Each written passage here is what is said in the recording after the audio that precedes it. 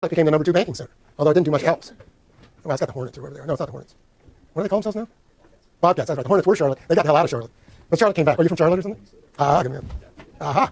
But then Wells Fargo grabbed Columbia, so we kind of got, San Francisco got its revenge on Charlotte. We took one of their 2 big banks after they took our big bank. So there you go. Regional conflict. And then Miami banks are big because of all the Latin American money that flows through them, as you probably know. There's a book on that called In Banks We Trust. And in San Francisco, I just want to say an interesting, as a regional, as was the #2 financial center, or vied with Chicago to be #2 for a century, and a lot of interesting stuff invented in San Francisco, a lot of innovations, not all in New York. So regional centers can also play a big role. San Francisco invents the modern credit card systems, MasterCard and Bank of America card, which becomes Visa. Branch banking came here first. Discount brokerage, Charles Schwab invents that. E-trading here first. The NASDAQ grew around Silicon Valley companies, and so on and so on. Okay, and the global financial keystones are London and New York. By all reckoning, nothing's close. We'll see what happens with the Chinese banks. But right now, it's London and New York. They have these incredibly rich mixes of financial activity, commercial banking, investment banking, stock and bond markets, derivative markets, other kinds of holding and trust companies, and currency trading. All right, that's the biggest one is in London. New York, again, commercial banks, investment banks, stocks and bonds, hedge funds. Well, actually, London has hedge funds too.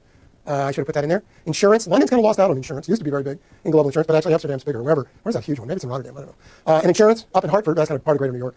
Equity funds, private equity funds, and so on. And this is a picture of modern East London, which you can hardly believe. It's so different from the London anybody knew before, Canary Wharf and all that. And those Twin Towers in New York were a symbol of New York's financial domination. They were actually office buildings for Wall Street companies. They were financial buildings. They weren't just arbitrarily American buildings. They were part of the financial center, which is why they were targeted. Okay? Those guys may have been brutes, but they weren't stupid. And what they targeted? The Pentagon, the White House, and the Twin Towers in Wall Street. They didn't make it to the White House.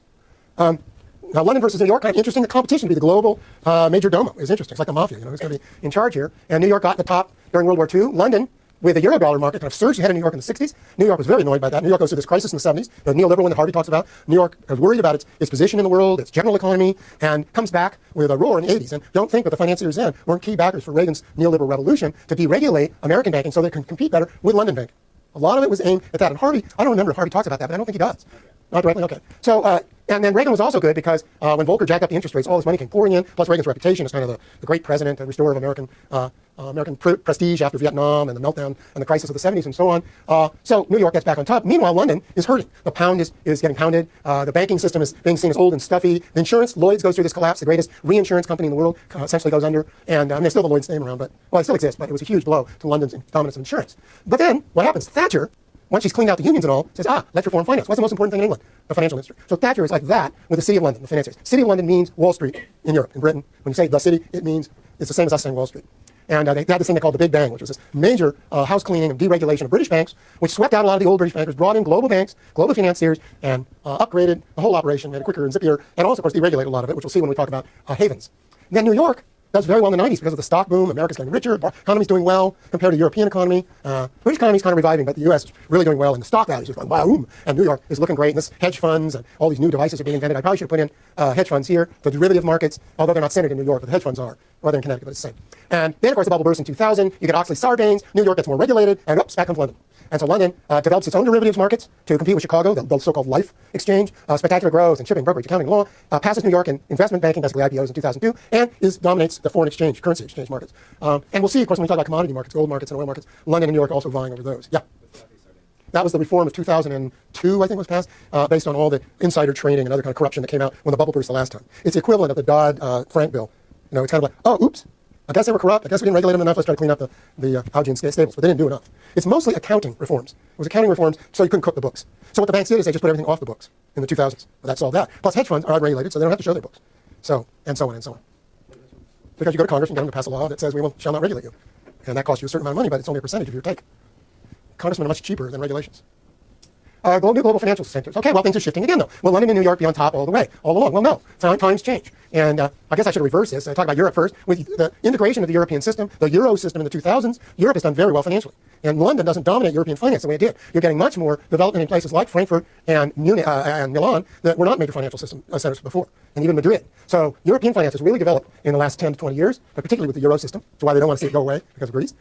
Paris has not only national banks, but it has the Euronext exchange, which is now merged with the Life in London. So that's a huge operation. Frankfurt is a center of German banking and also has a European central bank now. Zurich, well, Swiss banks, always very important places to stuff your ill-gotten goods. But also a big derivatives market is in Zurich. So Europe has these very prominent financial centers as well. But over in Asia, of course, with the growth of Asian economy, the growth of Asian finance, both local finance, local savings, recycling, and international money flowing in to get a piece of the action.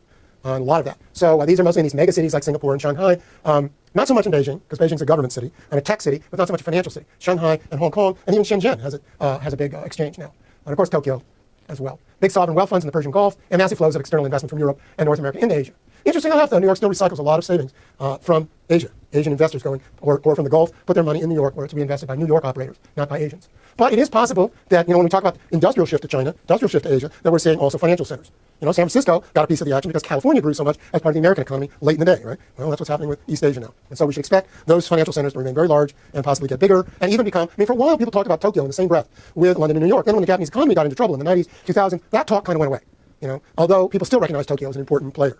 But it's not quite on the level with New York and London. But maybe Shanghai will take that position. Probably Shanghai is the next candidate. And then, of course, derivatives. I don't know why I threw this in here. I just wanted to slide on derivatives. Because derivatives are now, the exchange of derivatives, I should have had this in my last lecture, about 4 to 5 times the volume of stocks every day. So, I should have had that last time. But anyway, I picked it up this time, so never too late. Well, sometimes it is. So the main derivatives markets are in Chicago, the Chicago Board of Trade, in Zurich, the Eurex market, and in London, the Life market, although that's also tied to Paris now.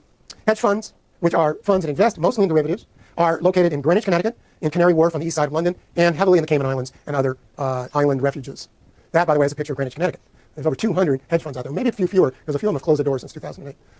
Why is Greenwich so big? Why is it bigger than London derivatives, although London is big? Because Americans love this kind of risky hedging investment. They think they'll make it big quick. Hedge funds are not regulated at all here, and New York bankers just spun off one after another as part of the bubble in the 90s and again in the 2000s. But the same kind of thing was going on in London and in the European continent, too. Offshore finance, one recent book by Nicholas Shaxson is called Treasure Islands, got a great title, about tax havens. And these are havens where you pass your money to avoid taxes or put your money to avoid inspection, taxation, and other regulation. So it's to get your money beyond strong national regulations, national state controls.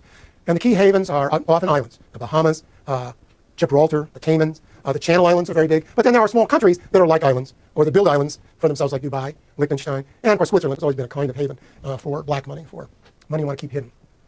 And that started to open up a bit. The Europeans have put pressure on the Swiss in recent years, so they're a little more open than they used to be.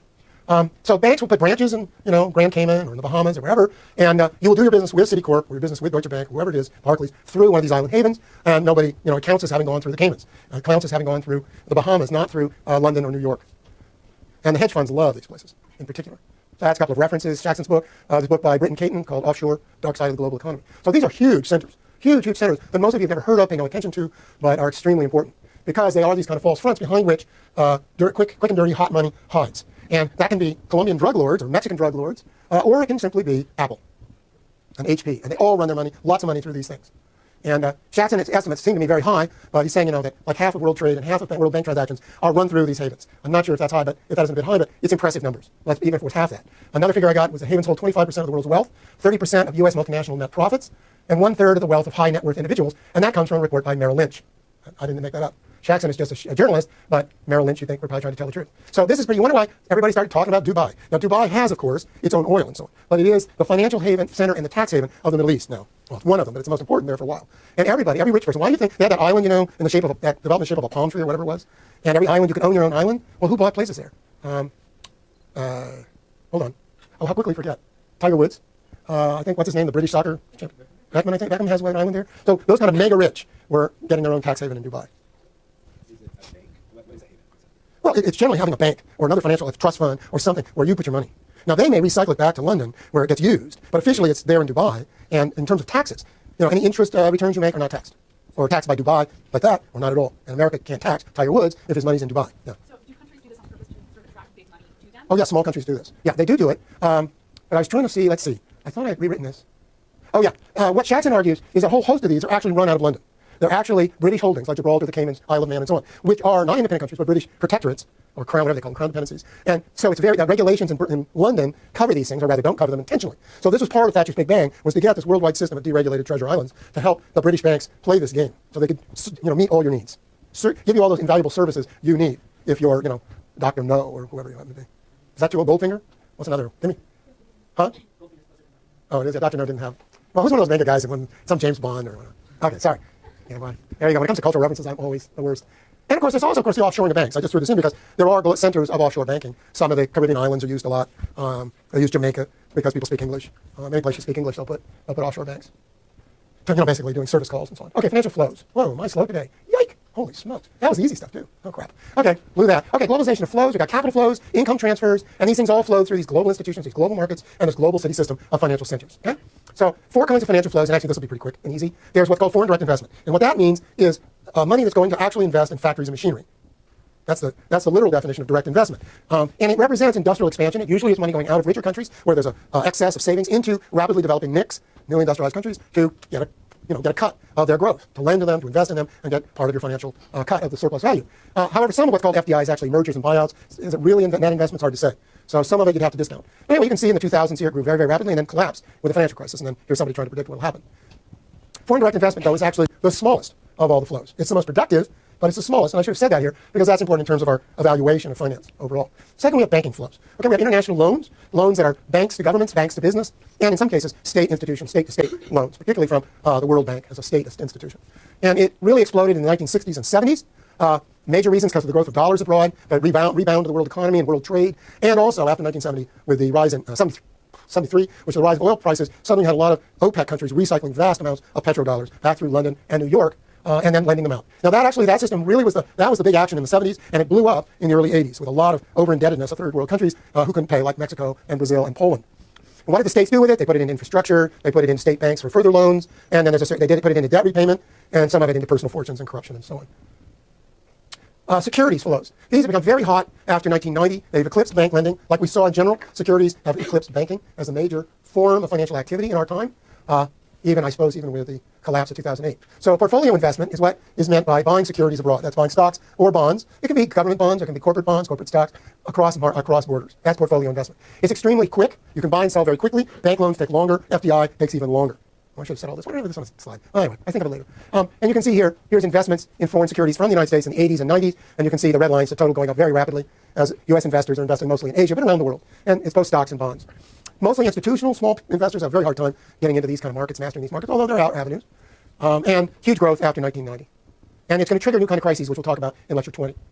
So we had a bank crisis in 82 because of this, and we got a security. Well, actually, 73's crisis is probably mostly due to FDI outflows. The early 80s crisis internationally is bank outflows, and the 90s and 2000 crises are mostly linked to securities. Now, the last form of international flows is income. And one that you hear a lot about is remittances. That is, wages being sent back, mostly from immigrants to the U.S. or to the Persian Gulf or to Europe, being sent back to third world or global south countries by poor workers to support their families, their retirees, and so on. There are cases like Brits who retire to France who get their pension funds flowing internationally. There's some of that. But it's huge amounts. I mean, it's really, if you look at these numbers in billions of dollars, hundreds of billions of dollars going back. This is worker remittances. It's the blue in this graph, and becoming even a bigger percentage of financial flows to developing countries. It's not yet bigger. It's bigger than official government assistance, which is the white here, though it's still smaller than direct investment. Corporate profits also migrate across boundaries. Repatriation of revenues is an important process, although a lot of companies leave their profits abroad. There's a big debate in Congress right now. Apple was one of the leading forces. Steve Jobs was jawboning Obama about this, how they want to have a one-time amnesty to repatriate profits to the U.S. without paying taxes. They know they've been bad boys. Maybe they could sort of bring them back if you let us get away with it just this once. So, too bad we can't have another amnesty for immigrants, huh? Okay, let's talk about international money now. See, that flow thing went pretty fast. International money. We have money at many scales. And I talked about money last time. We usually think of money as national. I was talking about it essentially as a national phenomenon last time. It requires that sovereignty of a government that can issue a currency within its territory. And governments like the U.S. have a dollar. It is the currency within the country. You can't use other currencies, though occasionally up at the northern border people will accept Canadian dollars or vice versa. But there's not too much of that, right? In Europe, of course, it's become the euro, which is another thing. It's an international money. We'll get to that. But the dollar is also an international money. So some national monies become international monies. And there's a multitude of these monies, which creates a problem of how do you do global business? How do you do global finance if there's a whole bunch of different monies? How do you compare it? That's where the issue of exchange rates comes in, and it's a vital matter in all discussions of global money. And then, of course, out of that comes global currency markets. They're buying and selling of global money. Okay, so we'll start with exchange rates. Then we'll talk about managing national money in a globalized world. Then the almighty dollar as the international money, and then the euro as a potential competitor. So exchange rates are simply the ratio of values of national currencies. Oh, God. And there are three kind of rates, you'll see. The official rate, which I miswrote as office rate. That's cute. The official rate, the market rate, and black market rates. And where you've got fixed rates, that is official rates, there's often a secondary black market, which is illegal, but happens on the streets. And you still get that in countries around the world. Back in the bad old days of the communist bloc, black markets were extremely prominent in all those countries, but also in India, which did not have very strong capital and currency controls, couldn't move money in and out of India, and they had a big black market in money, where you exchange rupees for dollars or for pound sterling, which were accepted internationally, and people knew it. Okay, so all international production, trade, and investment must take exchange rates into consideration.